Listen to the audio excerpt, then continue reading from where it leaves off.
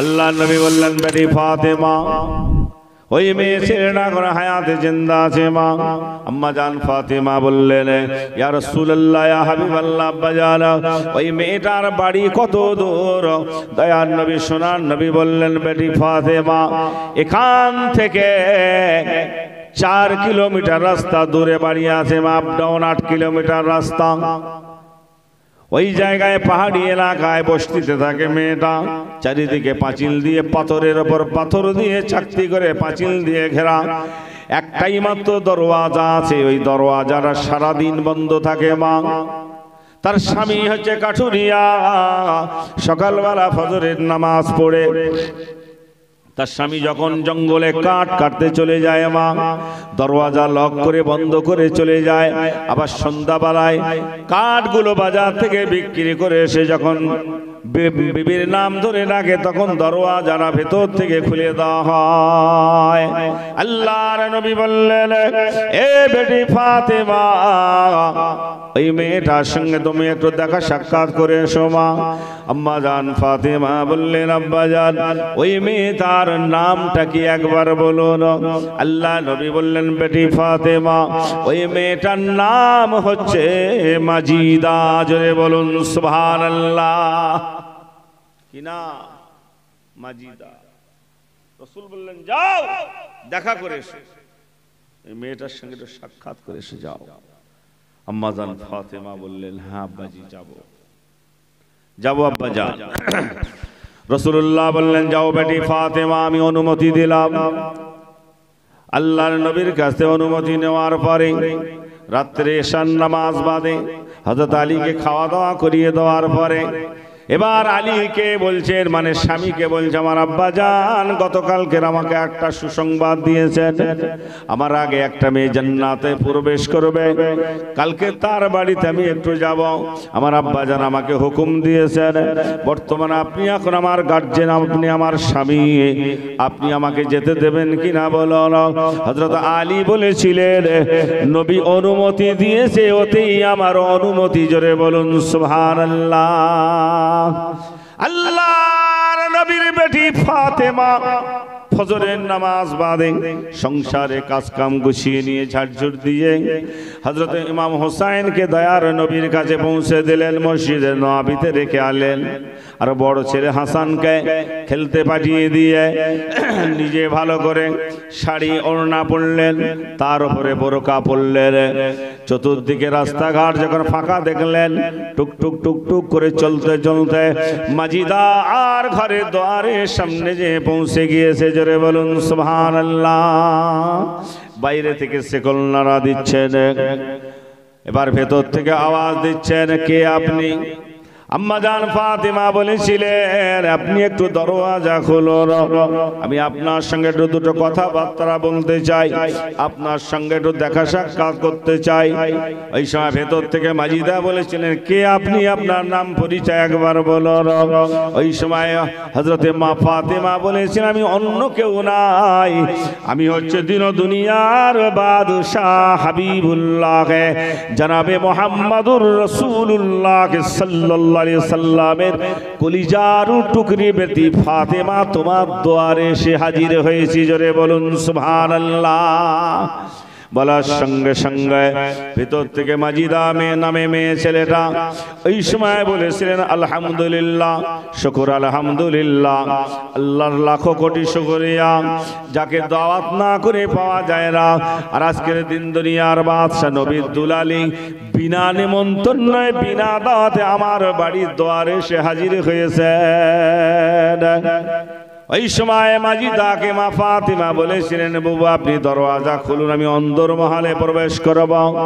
ভিতর থেকে মাজিদা বলেছিলেন কিছু মনে করবেন না, আমার স্বামী ফজরের নামাজ বাদে বাড়ি থেকে বেরিয়ে গিয়েছেন, জঙ্গলে কাঠ কেটে বাজারে বিক্রি করে, সন্ধ্যাবেলায় স্বামী আমার বাড়ি আসবেন। স্বামীর বিনা অনুমতিতে আমি কখনো দরওয়াজা খুলতে খুলতে পারি না, তার কারণ হচ্ছে আল্লাহর কোরআনের নির্দেশ। আল্লাহ কোরআন পাকে বলেছেন আর রিজালু কাওয়ামুনা আলান নিসা। হে দুনিয়ার নারী জাতিরা শুনে রেখে দাও, আল্লাহ পাক বললেন আমি পুরুষদের তোমাদের কাছে হাকিম করে পাঠিয়েছি, হাকিমের বিনা অনুমতিতে যেন কোনো কাজ তোমরা করবে না। আল্লাহর কোরআন মান্য করে চলি, তাই বেয়াদবি নেবেন না, ভুল বুঝবেন না। আপনি আজকের আসবেন তাও তো আমি জানি না, আপনি একটু আজকের ফিরে চলে যান, আগামীকাল আপনি আসুন। আমার স্বামী যখন বাড়িতে আসবে, স্বামীকে খাওয়া দাওয়া করিয়ে স্বামীর কাছ থেকে আপনার ভিতরে ঢোকার অনুমতি নিয়ে রাখবো। আগামীকাল কষ্ট করে আসবেন, আসার সঙ্গে সঙ্গে দরওয়াজা খুলে দেবো। জোরে বলুন সুবহানাল্লাহ। কত পরেশগার মেয়ে, হ্যাঁ, ইসলাম কত সূক্ষ্ম দেখে। বলছে আমি স্বামীর বিনা অনুমতিতে দরওয়াজা খুলতে পারি না। মা ফাতেমা বলছে আপনিও নারী আমিও নারী, এতে কি অসুবিধা? বলছে না, আল্লাহর কোরআন মান্য করে চলি, এর জন্য আমি দরওয়াজা খুলতে পারছি না। আপনি বেয়াদবি নেবেন না, আপনি আগামীকাল আসেন, আমি অনুমতি নিয়ে রাখবো স্বামীর কাছ থেকে, দরওয়াজাটা খুলে দেবো। আম্মা জান ফাতেমার মনটা খারাপ হয়ে গিয়েছে। হযরতে মা ফাতেমাতুজ জোহরা রাদিয়াল্লাহু তাআলা আনহা এবার উল্টো বাড়ির পথে রওনা দিয়েছেন। 8 কিলোমিটার রাস্তা আপ ডাউন, কষ্ট করে বাড়ি চলে গেলেন। যাওয়ার পথে আল্লাহর নবী জিজ্ঞাসা করলেন, বেটি ফাতেমা বলো কি খবর মা, দেখা সাক্ষাৎ হয়েছে, কথাবার্তা হয়েছে? বলে আব্বাজি না হয়নি, দেখাও করিনি, কথাও বলিনি, ভেতরে ঢোকার পারমিশনও দেইনি। বলছে তার কারণ কি? বলে আব্বা জান আল্লাহর কোরআন মান্য করে চলে, তাই স্বামীর হুকুম ছাড়া দরওয়াজা খুলতে পারবে না। আল্লাহ নবী বললেন, বেটি ফাতেমা ওই মাজিদা নামে মেয়ে ছেলেটা কি বলেছে মা? বলছে আব্বা জান আগামীকাল যাওয়ার কথা বলেছে। আল্লাহ নবী বললেন, আমি আগামীকাল যাওয়ার জন্য অনুমতি দিলাম, কারণ ভালো জায়গায় গেলে মানুষ ভালো হতে পারে। ও বেটি ফাতেমা, তুমি আগামীকাল মাজিদার বাড়িতে যাবে মা, আমি রাসূলুল্লাহ তোমাকে অনুমতি দিলাম মা। আবার তারপরে ঈশার নামাজ বাদে হযরত আলীকে বলছেন, গতকালকে গিয়েছিলাম, দেখা সাক্ষাৎ হয়নি, কথাও বলিনি, দরওয়াজা খুলিনি। আবার আগামীকাল যেতে বলেছেন, স্বামীর কাছ থেকে পারমিশন নিয়ে রাখবেন। আমার আব্বা জান আমাকে অনুমতি দিয়েছেন, আপনিও যাওয়ার পারমিশন দেবেন কিনা বলুন। হযরত আলী বললেন, নবীর অনুমতিতেই আমার অনুমতি, আমার আর বাড়তি করে বলা লাগবে না। রাসূলুল্লাহ যখন অনুমতি দিয়েছে ওতেই আমার অনুমতি। হযরতে মা ফাতেমা দ্বিতীয় দিন আবার ফজরের নামাজ বাদে মাজিদার বাড়ি যাবে বলেন রেডি হচ্ছেন।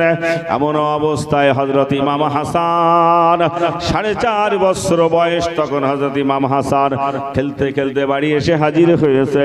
এসে বলছে, আম্মা জান গতকালকে আপনি কোথায় গিয়েছিলেন? কয়েক ঘন্টা আপনাকে পাই নাই আম্মা। আজ আপনি আমার যাবেন বলে শাড়ি চুরি পড়ছেন আম্মা, আজকে আপনি আবার রেডি হচ্ছেন, কোথায় যাবেন আম্মা জান? আপনি যেখানে যাবেন আমিও আপনার সাথে যাব মা। হযরত ইমাম হাসান বায়না ধরেছে, জেদ ধরেছে, আম্মা জান আপনি যেখানে যাবেন আমাকেও নিয়ে যেতে হবে মা। হাসানের কান্না দেখে হযরতে মা ফাতেমাতুজ জোহরা রাদিয়াল্লাহু তাআলা আনহা আর সহ্য করতে পারলেন না, বেটার চোখের পানি দেখে কোলে তুলে নিয়ে বলল, চল বাবা, মায়ে বেটা একসঙ্গে যাই। ইমাম হাসানকে কোলে করে নিয়ে 4 কিলোমিটার মতন রাস্তা চলতে চলতে পাহাড়ি এলাকা মাজিদার ঘরের দোয়ারে পৌঁছে গেলেন। বাইরে থেকে যখন শিকল নাড়া দিচ্ছেন, মাজিদা বুঝতে পেরে গিয়েছে দয়ার নবীর কন্যা আমার কথার ইজ্জত দিয়ে আজকের আবার কষ্ট করে এসেছেন। ভেতর থেকে বলছেন, আপনি কিসের নবী পাকের মেয়ে ফাতেমা? বলছে, হ্যাঁ আমি আল্লাহর নবীর বেটি ফাতেমা। বলছে, অবশ্যই দরওয়াজা খুলে দেওয়া হবে। গতকালকের আমার স্বামীর কাছ থেকে আপনার ভিতরে ঢোকার পারমিশন অনুমতি নিয়েছি, এক্ষুনি দরওয়াজা খুলে দেব, জানার অপেক্ষা করুন। তবে আপনি বলুন আপনার সঙ্গে আর কেউ আছে কিনা? মা ফাতিমা বললেন, হ্যাঁ হ্যাঁ হ্যাঁ, আমার 4.5 বছরের বড় ছেলেটা ইমাম হাসান আছেন। ওই সময় মাজিদা বলেছিলেন, বেয়াদবি নেবেন না, আজকেও ফিরে বাড়ি চলে যান, আজও দরওয়াজা খুলতে পারবো না। হযরতে মা ফাতেমা বললেন তার কারণ কি?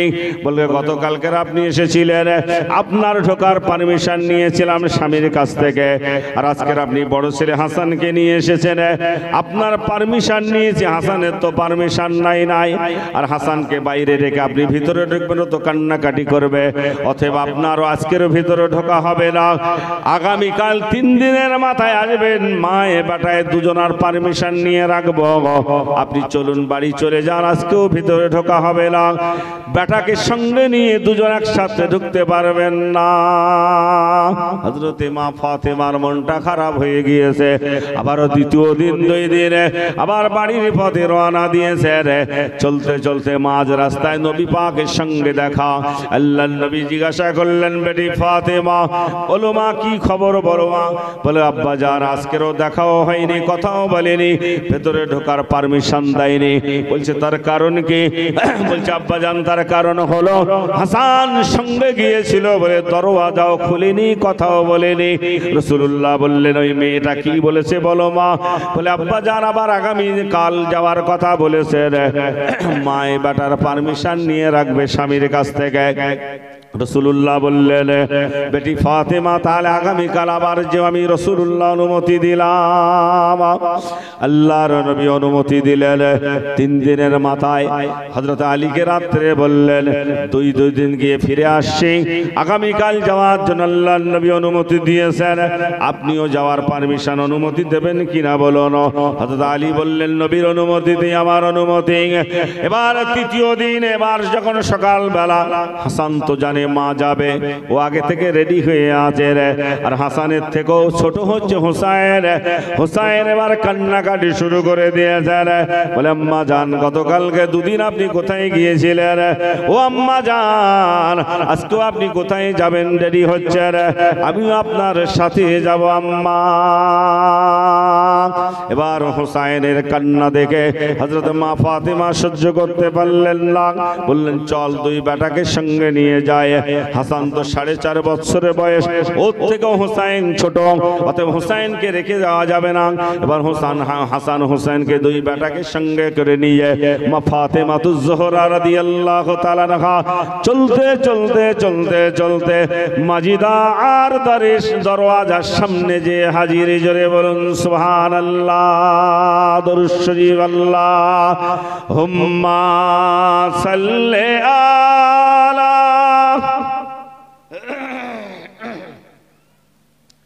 ওয়ালা আলে সাইয়্যিদিনা। জোরে সরে পড়েন আল্লাহুম্মা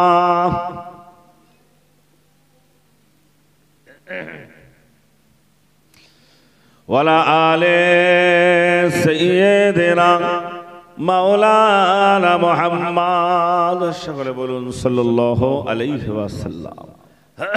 এবার ইমাম হোসাইনকে সঙ্গে করে নিয়ে, হাসান হোসেনকে সঙ্গে করে নিয়ে 3 দিনের মাথায় হাজির হয়েছে। শুনছেন?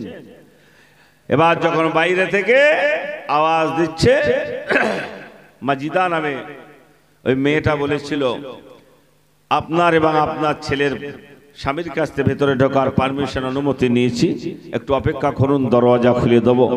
তবে আপনি আর বড় ছেলে হাসান আছে, আর সাথে কি আর কেউ আছে নাকি? তা বলল আমার ছোট ছেলে হোসাইনও এসেছে। ওই সময় মাজিদা বলেছিলেন আজকেও ফিরে বাড়ি চলে যান, আজও ভেতরে ঢোকার পারমিশন হবে না। তার কারণ হচ্ছে গতকালকের স্বামীর কাছ থেকে হাসানের পারমিশন নিয়েছি, আপনি আর হাসান দুজন ঢুকতে পারবেন, আর হাসানের থেকেও তো ছোট হোসাইন, আর ওকে বাইরে রাখলে তো আচার খাবে, কান্নাকাটি করবে। অতএব আজও ফিরে বাড়ি চলে যান। গতকালকের আপনি আজ আগামীকাল আসবেন, আগামীকাল যদি আসেন 2 ছেলের পারমিশন নিয়ে রাখবো, আপনি চলুন বাড়ি চলে যান, আজ ভেতরে ঢোকার পারমিশন হবে না। হযরত মা ফাতেমাতুজ জোহরা রাদিয়াল্লাহু তাআলা আনহার মনটা খুব খারাপ হয়ে গিয়েছে, কারণ 3 দিনে বিফল হয়ে ফিরে যাচ্ছে। 8-9 কিলোমিটারের রাস্তা, আপ ডাউন করে 8-9 কিলোমিটারের মতন রাস্তা বারবার আসছে আর ফিরে আসছে। রাস্তায় যেতে যেতে নবী পাকের সঙ্গে দেখা হয়ে গিয়েছেন। আল্লাহর নবী জিজ্ঞাসা করছে বেটি ফাতেমা, বলো মা ফাতেমা আজকের কি কি কথাবার্তা গল্প গুজব হয়েছে, দেখা সাক্ষাৎ হয়েছে, ভেতরে ঢুকেছো মা? আম্মা জান ফাতেমা বললেন আব্বা জান আজকের দেখাও হয়নি, ভেতরেও ঢুকিনি, কথাও হয়নি। বললো এই মেয়েটা কি বলেছে মা? বলেছে কালকের হাসান গিয়েছিল বলে ভেতরে ঢুকতে পারিনি, আজকের হোসেন গিয়েছে বলে আজ পারমিশন দেয়নি। বললো এই মহিলাটা কি বলেছে? বলছে আব্বা জান আগামীকাল যাওয়ার কথা বলেছে রে। আল্লাহ নবী বললেন তাহলে আগামীকাল আবার যেও। হযরত মা ফাতেমা বললেন আব্বা জান আর আমি যাব না, কারণ তিন দিন গিয়ে বিফল হয়ে ফিরে আছি, এক এক দিন যায় আর এক একটা ধান্দা জুড়ে দেয়, আর আমি যাব না আব্বা জান, আর যাব না। দয়ার নবী সোনার নবী ডেকে বললেন বেটি ফাতেমা আগামীকাল যদি তুমি যাও মা, তোমার সঙ্গে আমি রাসূলুল্লাহ স্বয়ং যাব। জোরে বলুন সুবহানাল্লাহ। এ বেটি ফাতেমা তুমি তিন দিন বিফল হয়ে ফিরে আসছো মা, আমি দয়ার নবী সোনার নবী তোমাদের সঙ্গে যাব মা।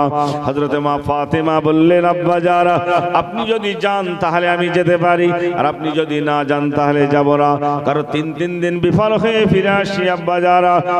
ও আব্বা জান আপনি যদি যান তাহলে যাব।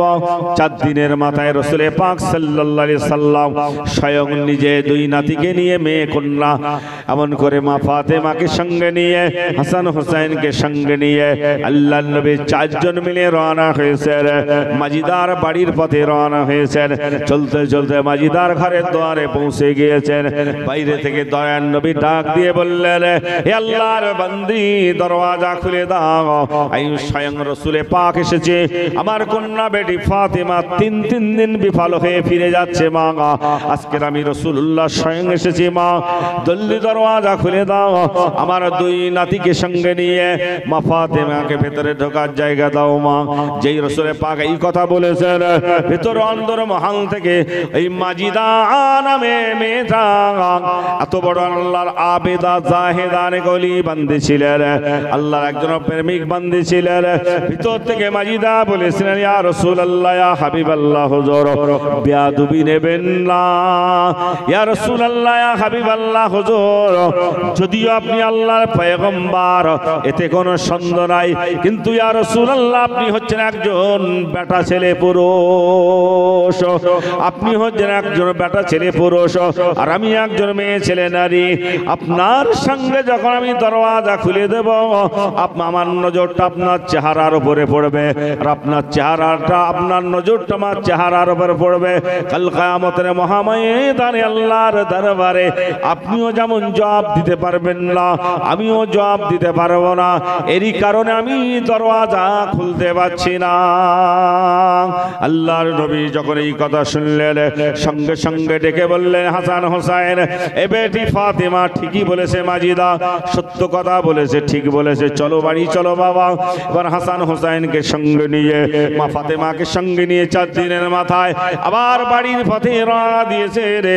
এবার মিডল পজিশনে মাঝ রাস্তাকে যখন পৌঁছে গিয়েছে রে, এবার মাজিদার স্বামী নাম তার আব্দুল্লাহ, এই কাঠুরিয়া আব্দুল্লাহ নামে ওই জঙ্গলে কাঠ কাটছিল। আর সেই দিন যেদিন আল্লাহর নবী ওর ঘরের দরওয়াজা থেকে ফিরে আসছেন, ওই সময় এই কাঠুরিয়া আব্দুল্লাহ নামে আল্লাহ নবীর সাহাবা আব্দুল্লাহর অন্তরের ভেতরে একটা জ্বালা যন্ত্রণা শুরু হয়ে গিয়েছে, মনের মধ্যে একটা যন্ত্রণা শুরু হয়ে গিয়েছে, আর যেন কাঠ কাটতে ভালো লাগছে না। তার কারণ হচ্ছে নবী পাক দয়ার নবী বাড়ির দরওয়াজা থেকে ফিরে চলে যাচ্ছে, এই না মনে করে ওর জানটা মনটা ভালো লাগছে না। এবার কাঠ কাটা বাদ দিয়ে বাড়ির দিকে রওনা হয়েছে। বাড়ির কাছাকাছি এসেই রাস্তায় এসে আল্লাহর নবীর গায়ের সুগন্ধ নাকে লেগে গিয়েছে। আল্লাহর নবী যখন কোন রাস্তা দিয়ে হেঁটে হেঁটে যেতেন, আল্লাহর নবীর গায়ের সুগন্ধ মিষ্কাম্বার রাস্তা ভরপুর হয়ে যেত। আব্দুল্লাহর নাকে যখন, কাঠুরিয়ার নাকে যখন নবী পাকের গায়ে সুগন্ধ লেগে গিয়েছে, বাইরে থেকে দর ডাকছে বিবি দরওয়াজা খুলে যাও। স্বামীর কণ্ঠর আওয়াজ বিবি বুঝতে পারে, দরওয়াজা খুলে দেওয়ার সঙ্গে সঙ্গে আব্দুল্লাহ জিজ্ঞাসা করলো বিবি রে আজকের কি আল্লাহর নবী আমাদের বাড়ির রাস্তার সামনে দিয়ে চলে গিয়েছে? মাজিদা বলল কেন, কি ব্যাপার? বলো আল্লাহর নবীর গায়ের সুগন্ধ আমার নাক ভরপুর হয়ে গিয়েছে, নবীর প্রেমে পাগল হয়ে গিয়েছে। মাজিদা বলল আল্লাহর নবীর রাস্তা দিয়ে হেঁটে যায় নাই, আল্লাহর নবী তার 2 নাতিকে সঙ্গে নিয়ে, মা ফাতেমাকে সঙ্গে নিয়ে আমার ঘরের দরওয়াজায় এসে দাঁড়িয়েছিল, দরওয়াজা খুলতে বলেছিল, ঢোকার পারমিশন চেয়েছিল, কিন্তু আপনি আমার স্বামী হিসেবে আপনার বিনা অনুমতিতে আল্লাহর নবী একজন পুরুষ মানুষ হিসেবে আমি দরওয়াজাও খুলিনি, বসার জায়গাও দিইনি। আল্লাহর নবী ফিরে চলে গিয়েছে। ওই সময় কাঠুরিয়া নামে আব্দুল্লাহ, ওই স্বামীটা মাজিদার স্বামী বলেছিল, বিবি রে কি সর্বনাশ করেছো বিবি আমার, হায় হায় কি সর্বনাশ করে ফেলেছো বাবা, যে নবীকে আল্লাহ পয়দা করলে কুল কায়নাত কিছুই বানাতেন না, সেই নবী আমার ঘরের দরওয়াজা থেকে ফিরে চলে গিয়েছে, কি সর্বনাশ করেছো তুমি বিবি রে। এই না বলে কাঁদতে কাঁদতে আব্দুল্লাহ ওই মাজিদার স্বামী কাঠুরিয়া দৌড়াতে শুরু করে দিয়েছে। দৌড়াতে দৌড়াতে আল্লাহর নবী তালাশ করতে শুরু করেছে।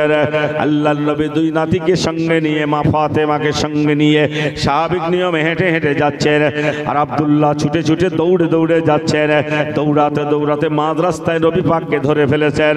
আল্লাহর নবীকে ধরে সামনে যে হাত বাট করে দিয়ে বলে যে ইয়া রাসূলুল্লাহ ইয়া হাবিবাল্লাহ হুজুর, বেয়াদবি নেবেন না, ইয়া রাসূলুল্লাহ ইয়া হাবিবাল্লাহ হুজুর, আপনাকে অপমান করে আমার বিবি হাত থেকে ফিরিয়ে দিয়েছে। ইয়া রাসূলুল্লাহ, আমার বিবির ভালো জ্ঞানগম্য, শরীয়তের জ্ঞানগম্য ভালো নেই বলে আমার মনে হয়। ইয়া রাসূলুল্লাহর কথা আপনি কিছু মনে করবেন না, আপনাকে আমার বাড়িতে একটু যেতেই হবে। আল্লাহর নবী বললেন, বাবা আব্দুল্লাহ, আজকে যখন ফিরে এসে আজ আর যাবেন, অন্যদিন হবে বাবা। আব্দুল্লাহ বলে, ইয়া রাসূলুল্লাহ, আপনি যদি আমার বাড়িতে না যান, এইখানে আছাড় খেয়ে পড়বো আর মরবো, জীবন রাখবো না, আপনাকে আমার বাড়িতে একটু যেতেই হবে। আল্লাহর নবী বললেন, বাবা সাহাবা, তোমাকে আছাড় খেতে হবে না, প্রাণ দিতে হবে না বাবা, চলো আমি রাসূলুল্লাহ তোমার বাড়িতে যে হাজির হব। জোরে বলুন সুবহানাল্লাহ। আল্লাহর নবী মা ফাতেমাকে সঙ্গে নিয়ে, হাসান হোসাইনকে সঙ্গে নিয়ে আব্দুল্লাহ নামে ওই সাহাবীর বাড়িতে যে হাজির হলেন। দরওয়াজা খুলে দেওয়া হলো, মা ফাতেমা হাসান হোসেনকে ভেতরে নিয়ে চলে গেলেন। আল্লাহর নবীকে বাইরে নাস্তা পানি খাওয়া করালেন। এবার কথাবার্তা গল্প গুজব শেষে যখন গিয়েছেন, মা ফাতেমাকে সঙ্গে নিয়ে দুই নাতিকে সঙ্গে রাসূলুল্লাহ এবার বাড়ির পথে রওনা দিয়েছেন। আল্লাহর নবী বললেন, বলো মা ফাতেমা, কেমন দেখলে বলো মা, তোমার আগে যে জান্নাতে ঢুকবে ওকে কেমন দেখলে বলো মা। হযরত মা ফাতেমা বললে, আব্বা জান, মাজিদা নামে মেয়ে ছেলেটা আমি যে আমল করি ও সেই আমলগুলো করে, আমি যেমন স্বামীর সেবা করি ও তেমন স্বামীর সেবা করে, আমি যেমন বাচ্চাদের লালিত পালিত করি ও বাচ্চাকে ভালোবাসে, প্রত্যেকে দুজনের আমল দেখছি 50-50 সমান সমান, কিন্তু ইয়া রাসূলুল্লাহ ইয়া হাবিবাল্লাহ হুজুর, এ আমার আব্বা জান, আপনি দিন দুনিয়ার বাদশা, আমি তার কন্যা, আমার স্বামী শেরে খোদা আলীর বিবি আমি, হাসান হোসেনের আম্মা জান আমি, আমার এত সম্মানের ইজ্জত থাকা সত্ত্বেও ও আমার আগে কেমন করে জান্নাতে যায়। আল্লাহর নবী মুস্কে মুস্কে হাসতেছেন, হাসতে হাসতে বলেছিল, বেটি ফাতেমা শুনে রেখে দাও, এই মাত্র জিবরাইল আমাকে বলে দিয়ে গেল, কাল কিয়ামতের মহাময়দানে আমি রাসূলুল্লাহ বুরাকের পিঠে সওয়ার হয়ে আমি যখন ঘুরতে থাকব, আমার কোন উম্মত বিপদে মুসিবতে পড়েছে দেখব, আর কাল কিয়ামতের মহাময়দানে আল্লাহ পাক তোমার সম্মান ইজ্জত বেশি দেওয়ার জন্য আল্লাহ পাক তোমাকে জান্নাতের রানী করেছে। এরই কারণে আল্লাহ পাক তোমাকে একটা উটের পিঠে চড়াবেন, আর উটের পিঠে চড়িয়ে তোমাকে দেখাবেন, ঘোরাবেন, আর এই উটের লাগামটা থাকবে, উটের লাগামের দড়িটা থাকবে এই মাজিদা নামে মেয়ে ছেলেটার হাতে থাকবে, আর মাজিদাই উটের লাগামের দড়িটা ধরে আগে আগে টেনে টেনে টেনে টেনে নিয়ে তোমার আগে জান্নাতে ঢুকবে। ও বেটি ফাতেমা শুনে রেখে দাও, এতে তোমার ইজ্জত সম্মান কম হবে না, পাওয়ার লেস হবে না, তার কারণ হচ্ছে সে দড়ি ধরে হেঁটে হেঁটে ঢুকবে আর তুমি থাকবে উটের পিঠে, আল্লাহ তোমার ইজ্জত সম্মানের সঙ্গে ঢোকাবে। জোরে সুবহানাল্লাহ, আরো জোরে বলুন সুবহানাল্লাহ। দুরূদ শরীফ আল্লাহুম্মা সাল্লি আলা মাওলানা মুহাম্মদ ওয়ালা আলে সাইয়্যিদিনা মাওলানা মুহাম্মদ। সকলে বলুন সাল্লাল্লাহু আলাইহি ওয়াসাল্লাম। শরীয়ত কত সূক্ষ্ম দেখেন, কথা বুঝেছেন, কত সুন্দরভাবে নেক আমল করেছিলেন। জান্নাত তত সহজে পাওয়া যায় না বাবা, আমল করতে হয়। যাই হোক, এতক্ষণ আলোচনা করলাম, আল্লাহ যত দেবে বান্দা তত চাইবে। তাই রাসূলুল্লাহ বলেছেন, দুনিয়াটাও যদি ওর দিয়ে দেওয়া হয় তাও আর পেট ভরবে না, আরো চাই, আরো চাই। আশার শেষ নেই, চাওয়ার শেষ নেই। যার সাইকেল আছে সে ভাবছে আমার একটা মোটর সাইকেল হলে ভালো হতো। যার মোটর সাইকেল আছে সে ভাবছে আমার একটা ছোট্ট কার 4 চাকা হলে ভালো হতো। যার 4 চাকা আছে সে ভাবছে আমার হোন্ডা সিটি হলে ভালো হতো, আরো দামি গাড়ি, হ্যাঁ BMW মার্সিডিজ হলে ভালো হতো। যার BMW মার্সিডিজ আছে সে হয়তো ভাবছে আমার হেলিকপ্টার হলে ভালো হতো। আর যার হেলিকপ্টার আছে সে ভাবছে আমার একটা জেট প্লেন হলে ভালো হতো। আশার চাওয়ার শেষ আছে, পেট ভরবে না। চাওয়ার শেষ নেই, আশার শেষ নাই।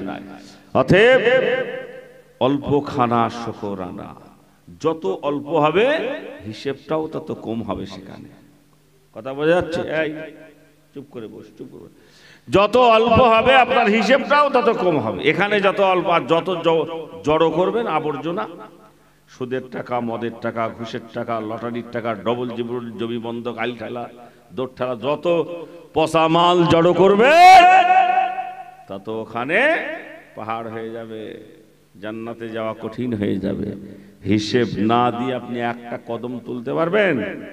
বলেন না।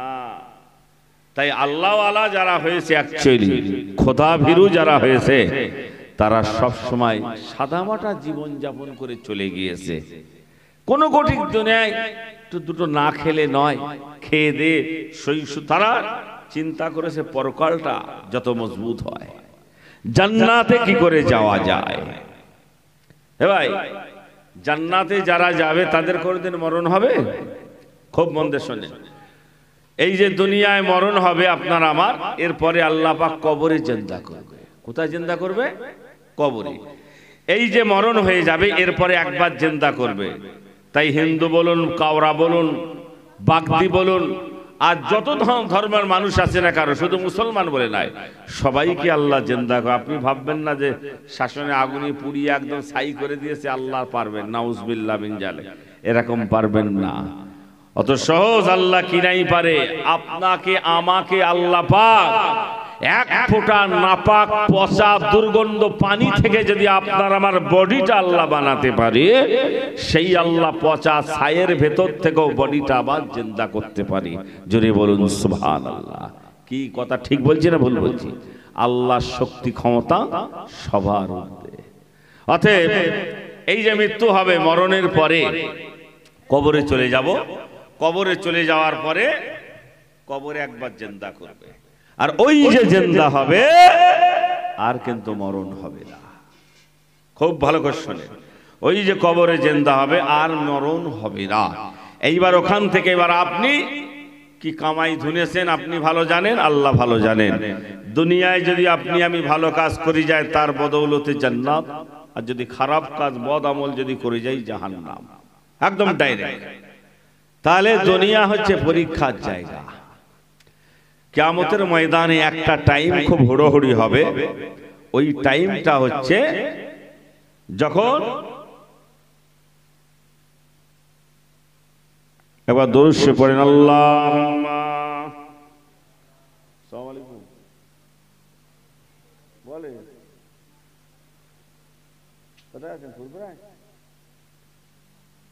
আরে যারা জলসায় আছি ভাই, হ্যাঁ পরে কাল সকালে কথা বলি, স্টেজে আছি, হ্যাঁ ওয়াজ করছি। দরুদ শরীফ, আল্লাহুম্মা সাইয়্যিদিনা মাওলানা মুহাম্মাদ ওয়া আলা আলি সাইয়্যিদিনা। সেই টাইমটা হচ্ছে আল্লাহ পাক যখন বান্দাকে সার্টিফিকেট দেবে যে তুমি জান্নাতি না জাহান্নামী, মানে যখন আমল নামা আল্লাহ দান করবেন। যারা জান্নাতি হবে তাদের আমল নামাটা আল্লাহ ডান হাতে দেবে, জোরে বলুন সুবহানাল্লাহ। আর যারা জাহান্নামী হবে তাদের সার্টিফিকেট মানে তাদের আমল নামাটা ফেরেশতারা পিছন দিক দিকে থেকে বাম হাতে দেবে, জোরে বলুন নাউজুবিল্লাহ। আর যারা জান্নাতি হবে তাদের আমল নামাটা ফেরেশতারা সামনের দিক থেকে এসে সম্মানের সঙ্গে ইজ্জতের সঙ্গে ডান হাতে দেবে, জোরে বলুন সুবহানাল্লাহ। ওই টাইমটা এত মূল্যবান হবে, যারা ডান হাতে আমল নামা পাবে মানে তারা জান্নাতি, তারা এত আনন্দিত হবে, আত্মহারা হয়ে যাবে। আর যারা বাম হাতে পাবে তাদের দুঃখের লেশ থাকবে না, কপাল ফেটে যাবে। দেখতে পাবে পরিষ্কার, যেমন দুনিয়ায় আপনি দেখতে পাবেন যে আমাদের অমুক পাড়া সেই অমুক লোক, হারে লোকটা দুনিয়া কত 5 ওয়াক্ত নামাজ আযান হলেই মসজিদে চলে যেত, জান্নাতে চলে যাচ্ছে, আপনি দেখতে পাবেন। আর আজ আমি যদি ওর মতন 5 ওয়াক্ত নামাজ আদায় করতাম, সহি শুদ্ধভাবে রোজা রাখতাম, ভালোভাবে জিন্দেগি যদি কাটাতাম, হারাম হালাল বেঁচে খেতাম, আমিও যেতে পারতাম। তোর তখন আফসোসে কলিজা বুক ফেটে যাবে, কিন্তু কিছু করার থাকবে না। কথা বুঝেছেন? অতএব সেই দিনটা হবে খুব ভয়ঙ্কর দিন, কঠিন দিন। দুনিয়া হচ্ছে পরীক্ষার জায়গা, আখেরাতে হচ্ছে চিরস্থায়ী জায়গা। দুনিয়া ক্ষণস্থায়ী, আখেরাত হচ্ছে চিরস্থায়ী। অতএব এখানে আপনাকে আমাকে ভালো করে ভালো কাজ করে যেতে হবে। যেমন ভালো যারা পড়াশুনো করে তারা দেখবেন পরীক্ষায় খাতায় ভালো নাম্বার পায়, ভালো নাম্বার নিয়ে তারা পাস করে। আর যারা পড়াশুনো করে না তারা ফেল করে। এটাও দুনিয়া হচ্ছে ঠিক সেই রকম জায়গা। এখানে যদি নামাজ, রোজা, হজ, যাকাত, তাসবিহ, তাহলিল, নেকির কাজ, ভালো কাজ আপনি আমি করে যেতে পারি, সেখানে আল্লাহ বদৌলতে জান্নাত নসিব করবে। বলুন সকলে আল্লাহুম্মা আমিন। একবার জান খুলে মন খুলে দরুদ শরীফ, আল্লাহুম্মা সাল্লি আলা মাওলানা মুহাম্মাদ ওয়া আলা আলি সাইয়্যিদিনা মাওলানা মুহাম্মাদ। সকলে বলুন সাল্লাল্লাহু আলাইহি ওয়াসাল্লাম। আল্লাহ রাব্বুল আলামিন এই পৃথিবীতে একজন নবীকে পাঠিয়েছিলেন, যে নবীর নাম হচ্ছে হযরত ঈসা আলাইহিস সালাতু ওয়াস সালাম। ইনি মরা মানুষকে জিন্দা করে দেখাতেন। এই ক্ষমতা আল্লাহ ঈসা নবীকে দিয়েছিলেন। বিনা বাপে আল্লাহ যাকে বানিয়েছিলেন, ঈসা নবীর কোনো বাপ ছিল না। পৃথিবীতে যার বাপ নেই তাকে আমরা কি বলি? যে জন্মের ঠিক নাই, তাই বলে না, জারক সন্তান। কিন্তু নাউজুবিল্লাহি মিন জালিক, ঈসা নবীর ক্ষেত্রে যদি এরকম আপনি বাজে মন্তব্য করেন, আপনি মুসলমান থেকে খারিজ হয়ে যাবেন, আপনার ঈমান থাকবে না। কারণ নবী রাসূলদের ক্ষেত্রে কোনো বাজে মন্তব্য চলবে না। আল্লাহ কিনাই করতে পারেন। কোরআন বলছে ইন্নাল্লাহা আলা কুল্লি শাইইন কাদির।